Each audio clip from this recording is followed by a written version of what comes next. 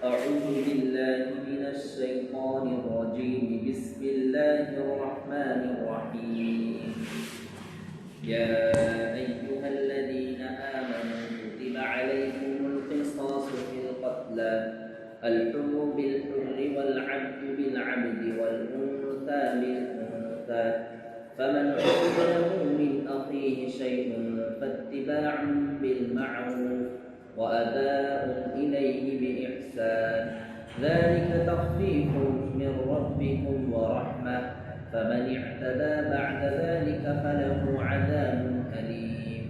ولكم في القصاص حياة يا أولي الألباب لعلكم تتقون. اے ایمان والو،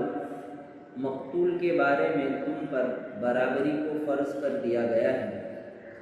آزاد مرد قتل کرے تو اس کے بدلے آزاد مرد، اور غلام قتل کرے تو اس کے بدلے غلام، اور عورت قتل کرے تو اس کے بدلے عورت کو قتل کیا جائے گا. اور جس کسی کو اس کے بھائی کی طرف سے کچھ معافی مل جائے تو اچھی طریقے سے مطالبہ کرنا ہے اور بہترین طریقے سے ادا کرنا ہے. یہ تمہارے رب کی طرف سے مہلت ہے اور رحمت ہے، اور جو شخص اس کے بعد حد تجاوزی کرے گا تو اس کے لیے دردناک عذاب ہے. اور اے عقل مندو، تمہارے لیے قصاص میں زندگی ہے تاکہ تم ڈرو. اب اس آیت کے اندر اللہ رب العزت شریعت کے احکامات میں سے ایک بڑا حکم بیان کر رہے ہیں. اس سے پہلے آیت کے اندر اللہ رب العزت نے ذکر کیا تھا وَالصَّابِرِينَ فِي الْبَأْسَاءِ وَالضَّرَّاءِ وَحِينَ الْبَأْسِ، کہ مسلمانوں ہماری طرف سے تم کو حکم ہے کہ جب بھی تمہیں کوئی جسمانی تکلیف پہنچے یا مالی اعتبار سے تکلیف پہنچے یا جنگ کی حالت پیش آ جائے، ان ساری حالات کے اندر تمہیں اپنی طرف سے فیصلہ نہیں کرنا ہے بلکہ شریعت کی پیروی کرنی ہے. تو وہ چونکہ ایک سخت حکم ہے، کیونکہ آدمی جب بیمار ہوتا ہے تب بھی اس کے حالات جو ہے اس کے کنٹرول سے باہر نکل جاتے ہیں. جب مالی اعتبار سے اس کو تکلیف پہنچتی ہے تب بھی اس کے حالات اس کے ہاتھ سے نکل جاتے ہیں. تو یہاں پر اللہ رب العزت نے ایک بڑا حکم یہ بیان کیا کہ اگر تمہارے اندر آپس میں کسی وجہ سے ایک بھائی دوسرے بھائی کو قتل کر دے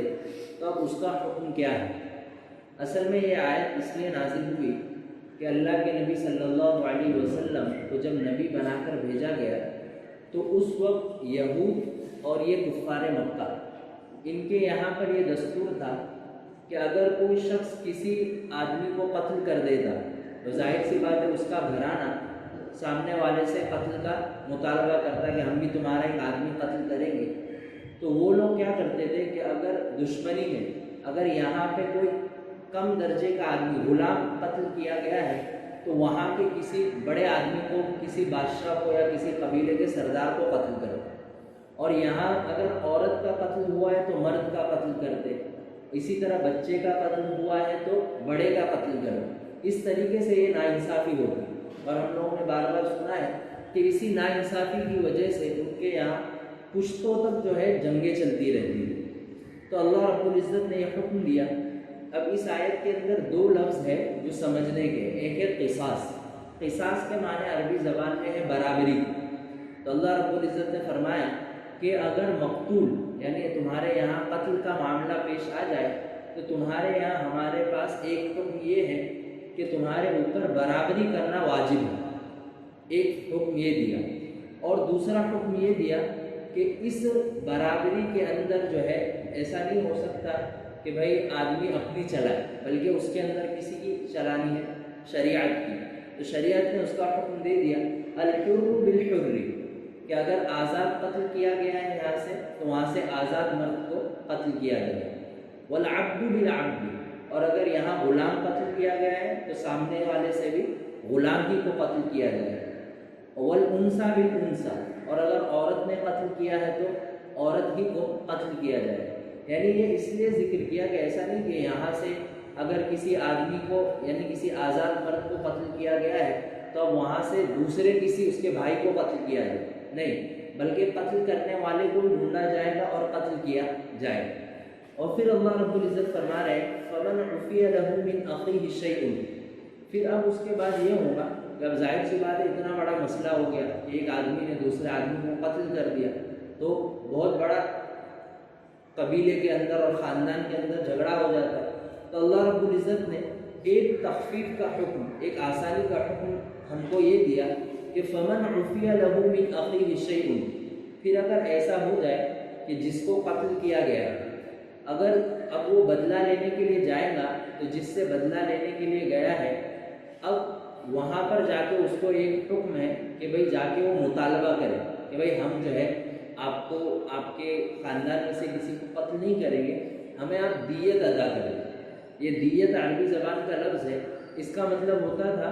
کہ ایک آزاد آدمی کی قیمت ادا کرنا۔ اب وہ قیمت کیا ہوتی تھی تو ہر آدمی اپنے اپنے اعتبار سے لگاتا تھا۔ اگر کسی بڑے آدمی کو قتل کیا گیا تو اس کے بدلے 50 اونٹ لیتے تھے، کبھی 10 اونٹ لیتے تھے، اس طریقے سے جو ہے یہ تخفیف کا حکم ہے۔ تو اللہ رب العزت نے فرمایا کہ فَمَنْ عُفِيَ لَهُ مِنْ أَخِيهِ شَيْءٌ، تو یہاں پر شریعت نے کتنی اچھی اصطلاح استعمال کی کہ فَمَنْ عُفِيَ لَهُ مِنْ أَخِيهِ،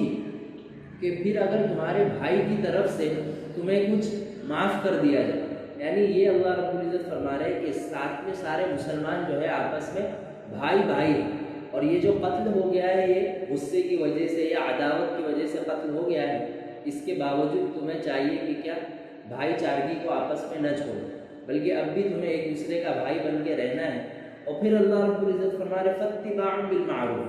اب سامنے والے نے کہہ دیا کہ بھئی ہم کیا کریں گے، آپ کو اتنے اتنے پیسے ادا کر دیں گے، تو اللہ رب العزت نے فرمایا کہ اب اس کو چاہیے کہ فَاتِّبَاعٌ بِالْمَعْرُوفِ، بہترین طریقے سے مطالبہ کرے، یعنی یہ نہیں کہ اب اس کی قیمت تو کم تھی، 10 اونٹ کی تھی یا 50 اونٹ کی تھی، اب مانگ رہا ہے 1000 اونٹ یا 500 اونٹ، تو اللہ رب العزت فرما رہے نہیں، بلکہ بہترین طریقے سے سامنے والے سے کیا کرے، مطالبہ کرے۔ وَأَدَاءٌ إِلَيْهِ بِإِحْسَانٍ، اور یہاں والے کو حکم دیا کہ اب تمہارے سے غلطی ہوئی ہے تو اب تمہیں چاہیے کہ یہ نہ کہے کہ اب سارے لوگ جمع ہیں تو یہ کہہ دیں کہ ہاں بھائی ہم 10 اونٹ دیں گے، اور بعد میں جو ہے اس کو کہہ دیں گے نہیں اب 5 ہی لے لو۔ یہ وَأَدَاءٌ إِلَيْهِ بِإِحْسَانٍ، کہ اچھے طریقے سے تمہارے ذمہ کیا ہے، ادا کرنا ہے۔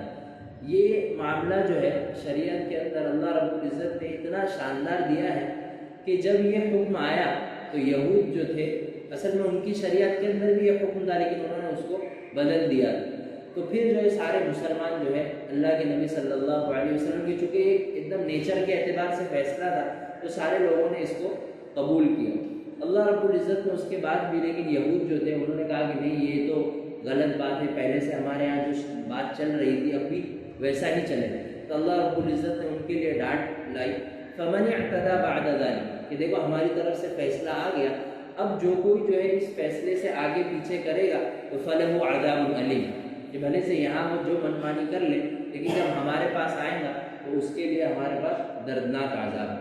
پھر اللہ رب العزت اس کے لیے فرما رہے اب دیکھو بظاہر تو ایسا نظر آ رہا ہے کہ یہاں سے ایک آدمی کو قتل کیا گیا تو اب شریعت کہہ رہی ہے کہ سامنے والے کے پاس سے بھی ایک آدمی کو قتل کیا جائے، تو یہ تو بظاہر لگ رہا ہے کہ بھائی قتل کے بدلے قتل ہو رہا ہے، لیکن اللہ رب العزت نے اس کا جواب دیا وَلَكُمْ فِي الْقِصَاصِ حَيَاةٌ يَا أُولِي الْأَلْبَابِ، کہ اے عقل مندو کہ یہ جو ہم نے برابری کا فیصلہ کیا ہے اس کے اندر ایک آدمی کے بدلے دوسرے آدمی کو قتل کرنا نہیں ہے بلکہ اس معاملے کے اندر زندگی ہے۔ اس اعتبار سے کہ پہلے ایسا ہی ہوتا تھا کہ ایک آدمی یہاں سے قتل کرتا تھا تو اب ظاہر سی بات ہے یہاں والے جو ہے وہاں کے کسی بڑے آدمی کو قتل کرتے تھے، یہاں سے غلام قتل ہوا ہے تو وہاں سے آزاد کو قتل کرتے تھے، تو اب جو ہے پھر جو دوسرا قتل ہوا تو اس کے گھر والے پھر یہاں سے ایک اور قتل کرتے تھے، تو اس طریقے سے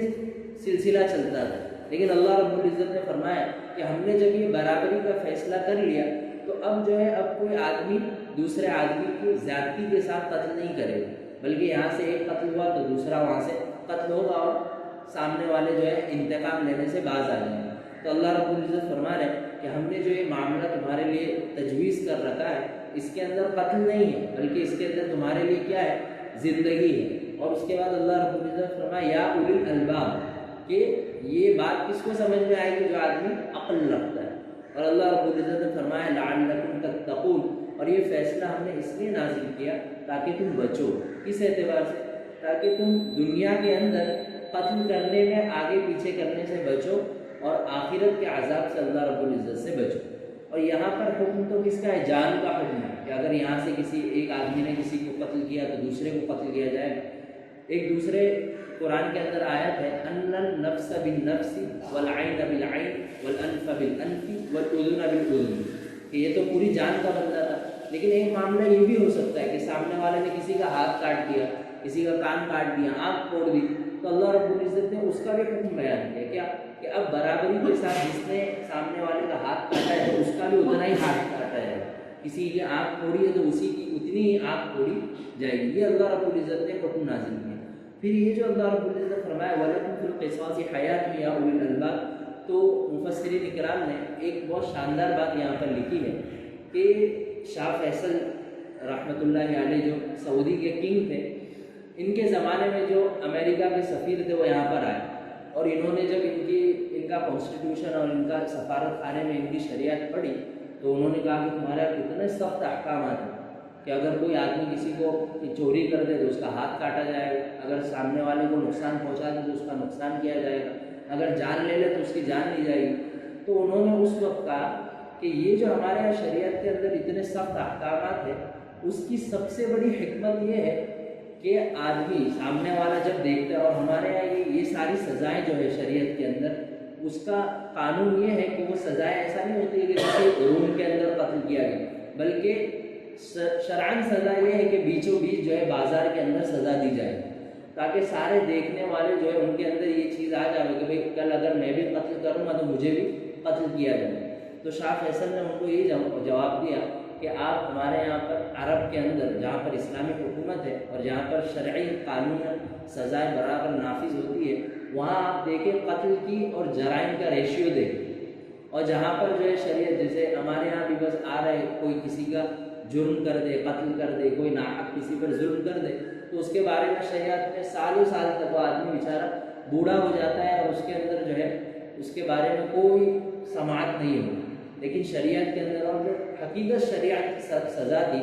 اس کے اندر ہم دیکھیں گے کہ کبھی بھی یہ والی چیز تھی نہیں اللہ کے نبی صلی اللہ علیہ وسلم کے زمانے میں بھی کہ بھئی اس معاملے کو ملتوی کیا جائے، بلکہ جتنا ہو سکے جلد از جلد جو ہے فیصلہ کر دیا جاتا ہے، شواہد جمع کر لیے جائے، یہاں سے گواہ آ جائے وہاں سے گواہ آ جائے اور اس کے بعد فوراً جو ہے فیصلہ ہو جاتا ہے. ابھی ماضی قریب میں شاید 1-2 مہینے پہلے سب نے دیکھا ہی ہوگا ایک ویڈیو ریلیز ہوا تھا نجران کے اندر، ایک عرب کے اندر ایک بھائی کا دوسرے بھائی کا قتل ہو گیا تھا. تو سارے لوگ وہاں پر گئے اور ان کے سامنے گھٹنوں پر بیٹھ کے جو مطالبہ کرتے تھے وہ دیت کا مطالبہ کر رہے تھے کہ بھئی ہمارے ساتھ وہ سب ٹرافیز اور سونے کے سکے یہ سب لے کر گئے تھے کہ یہ ساری چیزیں لے لو قتل معاف کرو، لیکن ان لوگوں نے قتل معاف نہیں کیا. تو وہ ایک مثال بنی کہ اتنا بڑا پیسہ وہ لوگ دے رہے ہیں، اگر اس وقت کے جج کو یا وکیل کو دے دے تو وہ ہینڈل کر لیتا ہو، تاریخ پہ تاریخ دیتا، لیکن وہ اسلامی شریعت کا نقطۂ نظر دے گا کہ فوراً جو ہے شریعت کے اندر اس کو معاف نہیں کیا گیا بلکہ وہاں پر قتل کی سزا دی گئی. تو اللہ رب العزت اس کو یہی فرما رہے کہ اگر تم عقل مند ہو تو اس فیصلے کے اندر اگر غور و فکر کرو گے تو اس میں قتل کے بدلے قتل نہیں بلکہ قتل کے بدلے تم کو زندگی نظر آئے. اللہ رب العزت ہم سب کو شریعت کو سمجھنے اور اس پر عمل کرنے کی توفیق عطا فرمائے. سبحان اللہ.